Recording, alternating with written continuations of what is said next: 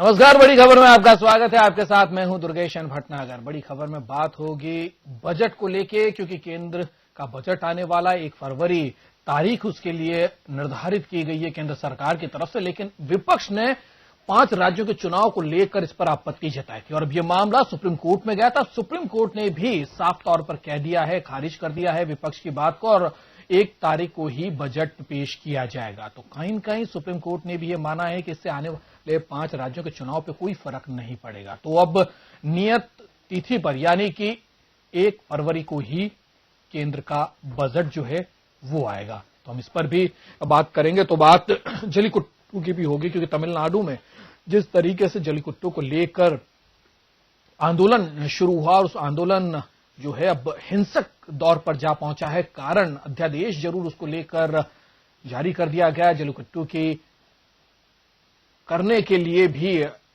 जो मनाही थी उसके ऊपर से रोक हटा दी गई है। तो आयोजन इसके होंगे, लेकिन इस तरीके से लोग अभी भी मरीना बीच पर हैं। उनका कहना है कि इसका एक स्थायी समाधान निकलना चाहिए। स्थायी समाधान को लेकर उनका आक्रोश है और यह आक्रोश हिंसक रूप धारण कर लिया। पुलिस और लोगों के बीच में कई जगह पर झड़प भी हुई है। यहां तक कि लोगों ने पुलिस के वाहनों को भी आग लगा दी। तो हम इसको भी समझने की कोशिश करेंगे कि आखिर इतना उत्साह इस खेल को लेकर हिंसा तक क्यों पहुंच रहा है।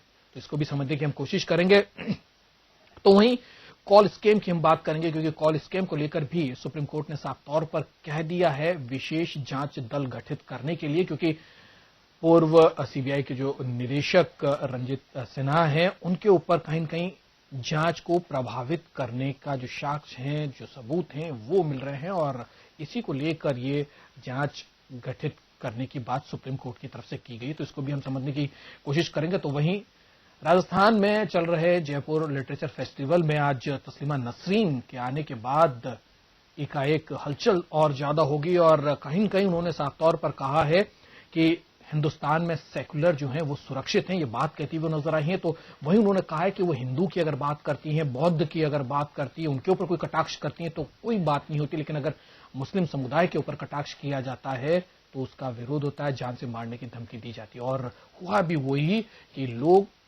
मुस्लिम समुदाय से जो लोग जुड़े लोग हैं उन्होंने प्रदर्शन किया है, उनकी बात को लेकर विरोध दर्ज कराया है। इसको भी हम समझने की कोशिश करेंगे। तो वहीं बिहार की भी हम बात करेंगे, क्योंकि बिहार के राजनीतिक पटल के ऊपर थोड़ी सी हलचल है और हलचल इस बात को लेके है नीतीश कुमार की बीजेपी से बढ़ती नजदीकियां।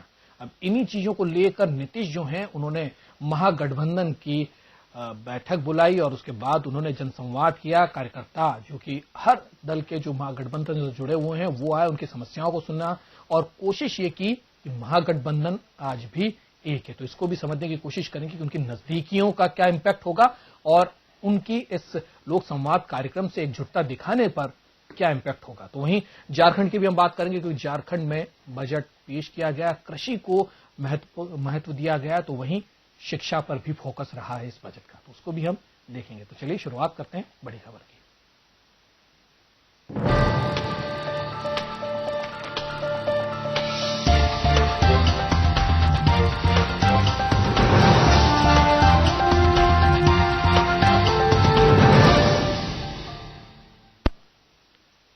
तो सबसे पहले बात करेंगे केंद्र के आने वाले बजट की। सुप्रीम कोर्ट ने भी 1 फरवरी को बजट पेश करने की सरकार की तैयारी को हरी झंडी दे दी है। 5 राज्यों के विधानसभा चुनाव की तारीख घोषित हो जाने के आलोक में सुप्रीम कोर्ट ने याचिका दाखिल इसमें की गई थी, जिसमें 1 फरवरी को बजट पेश करने से रोकने की गुहार लगाई गई थी। लेकिन कोर्ट ने यह कहते हुए याचिका खारिज कर दी है कि 1 फरवरी को बजट पेश किए जाने से राज्यों के चुनाव पर कोई असर नहीं पड़ने वाला।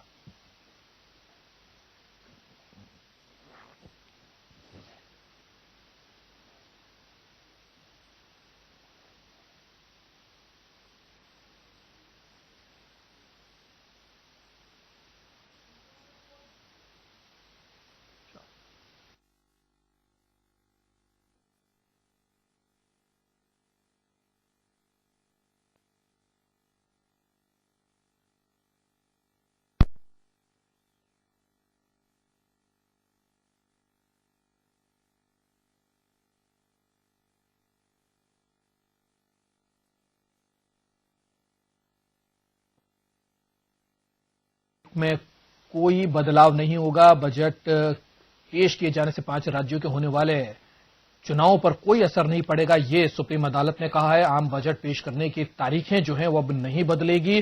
सुप्रीम कोर्ट में जो याचिका दायर की गई थी, सुप्रीम कोर्ट ने उस याचिका को खारिज कर दिया है। तो अब केंद्र सरकार जो है अपना नियत तिथि यानी कि 1 फरवरी को ही केंद्र का बजट पेश करेगी।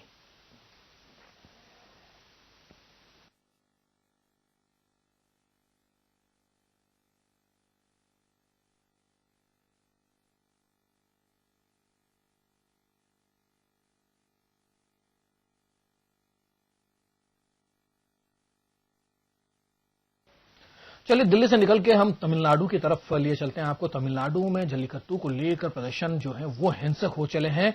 जल्लीकट्टू के समर्थन में सोमवार को राज्य के कई जगहों पर लोगों ने प्रदर्शन किया। तमिलनाडु में पुलिस ने जल्लीकट्टू के समर्थन में पिछले 1 सप्ताह से विरोध प्रदर्शन कर रहे लोगों को मरीना बीच समेत राज्य भर के विभिन्न प्रदर्शन स्थलों से सैकड़ों प्रदर्शनकारियों को खदेड़ना शुरू किया और इसी को लेकर झड़प भी देखी गई। कुछ जगहों पर पथराव और लाठीचार्ज करने की भी रिपोर्टें आ रही हैं। जल्लीकट्टू विवाद खत्म हो इसकी कोशिशें राज्य और केंद्र सरकार की तरफ से की गई। अध्यादेश भी लाया गया। आयोजन जो है वो होना इसको लेकर शुरू भी हो गए, लेकिन प्रदर्शन अभी भी जारी है। बीते 7 दिन से प्रदर्शन लगातार जारी है।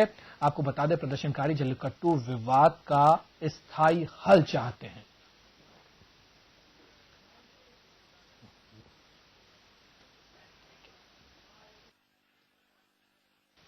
और आइए हमारे साथ वरिष्ठ अधिवक्ता ए के जैन साहब फोन लाइन पर जुड़ गए हैं। जैन साहब, लगातार जल्लीकट्टू को लेकर प्रदर्शन हो रहे हैं। सरकार ने इनिशिएटिव लिया, राज्य सरकार ने इनिशिएटिव लिया और अध्यादेश लाकर इसका बीच का हल निकाला और आयोजन होने की जो रोक लगी हुई थी उसके ऊपर से रोक हट पाई।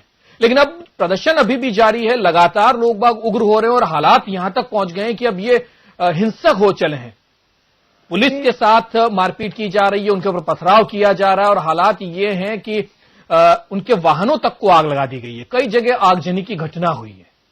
देखिए, ये जो आगजनी की घटनाएं हो रही हैं, ये हो रहा है जहां तक मैं समझ पा रहा हूं, क्योंकि एक बार जब कानून बना दिया गया है जल्लीकट्टू को वैध बनाने के लिए, उसके बाद इस तरह के प्रदर्शन अगर किए जा रहे हैं तो इसका सीधा सा मतलब है कि आंदोलन और प्रदर्शन में जल्लीकट्टू को बहाना बनाया गया है। इसके पीछे कुछ और ताकतें हैं जो वहां की लॉ एंड ऑर्डर को डिस्टर्ब करना चाह रही है। बिल्कुल। वरना सुप्रीम कोर्ट ने जल्लीकट्टू पर जो बैन लगाया था उसमें उनका मुख्य आधार अंतरिम आदेश ही वो पारित किया था, अंतिम आदेश भी नहीं था। कि जल्लीकट्टू में बार बार ये शिकायतें आ रही थी कि एक तो ह्यूमन लाइफ उसमें डेंजर में थी और दूसरा जो एनिमल्स के साथ क्रूरल्टी से बिहेव किया जा रहा था। बिल्कुल। अब जो अध्यादेश लाया गया है और जो साथ में अब जो आज बिल भी पास किया गया यूनियनिमसली, उसमें सीधे सीधे प्रावधान किए गए हैं कि डिस्ट्रिक्ट कलेक्टर की उपस्थिति में सब होगा।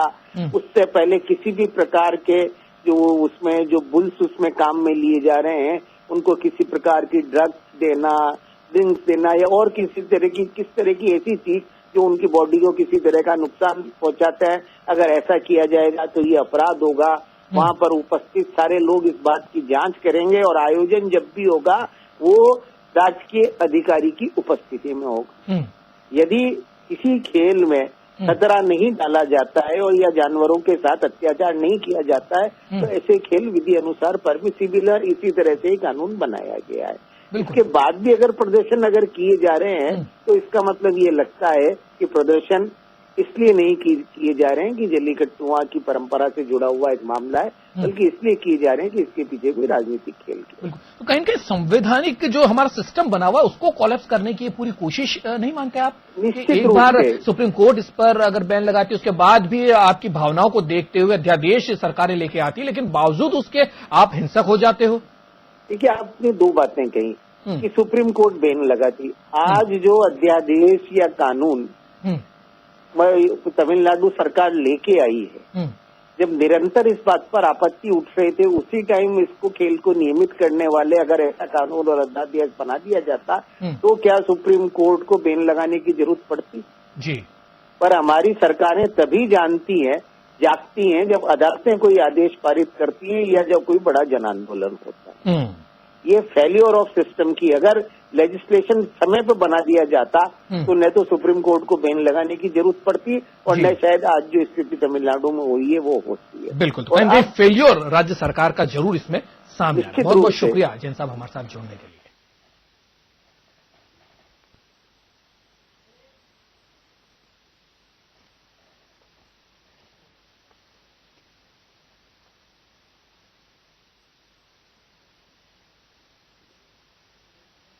तो फिलहाल रुकेंगे एक छोटे से ब्रेक के लिए, फौरन लौट रहे हैं।